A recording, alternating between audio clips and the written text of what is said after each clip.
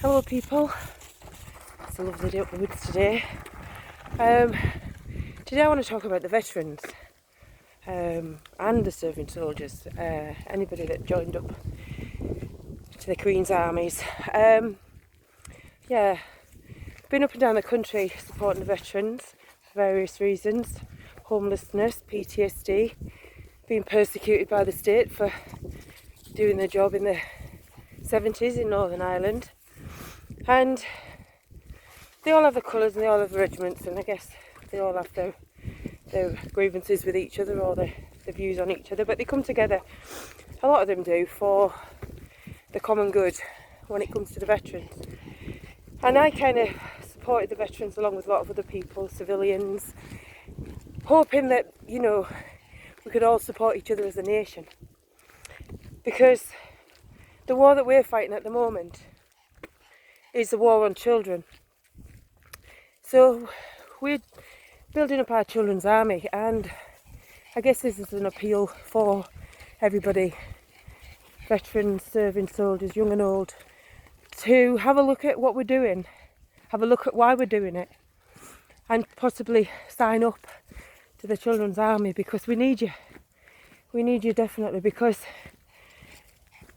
you make up a lot of the numbers in this country, and a lot of you guys are on the streets, homeless, PTSD. A lot of you guys committing suicide. There's some really good people out there.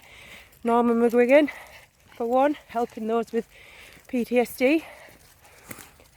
But the army that we've got are fighting for the children who are getting PTSD. Not from serving in the army, but from being through the education system, being put in care, losing their identity, being brought up in households where families are struggling, not doing so well, and they're not giving the best they can because you can't, and there's no support out there for them. So the list of abuses against our children is endless, and the state is responsible for a lot of that. They're brainwashing our children in the schools, they're demoralising them in the classroom, isolating them if they don't conform.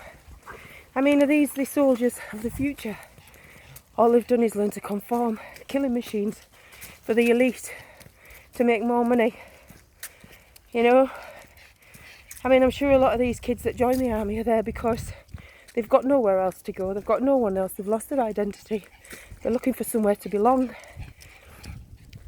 Well, there's enough information out there now to know that anybody in the forces is fighting for the head of the snake, because she's not doing anything for us.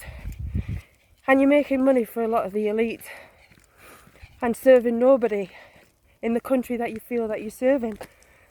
Because if that was the case, why are their education systems set up to destroy children? Have them conform, confuse them about the gender, confuse them about everything, tell them lies and not the truth, avoid subjects that bring them harm, not telling them the risks of the enemy that they've brought into this country. So, yeah, really, I mean, you swore allegiance to the Queen. Well, swear allegiance to the mothers of this country, to the children of this country, because they're the ones that need you. And if you really do want to fight for this country, that's who you've got to fight for. Not to make the rich richer, not to win some stupid war game that they have going on, my gun's bigger than yours and all that. No, it's about the next generation. It's about the future of humanity. It's the biggest fight you'll ever fight in your life. It's the war on humanity. It's a war on children. Children are our next generation, and without them we're lost. So for me, being part of the children's army is the only army worth fighting for, and the only cause worth fighting for. So calling all you veterans out there, just take a look at what we're doing, please, and maybe give us a little bit of support, because we've not seen much of it, the odd one or two, but really this should be first and foremost. So yeah, have a think about it, guys. Respect to you. Bye.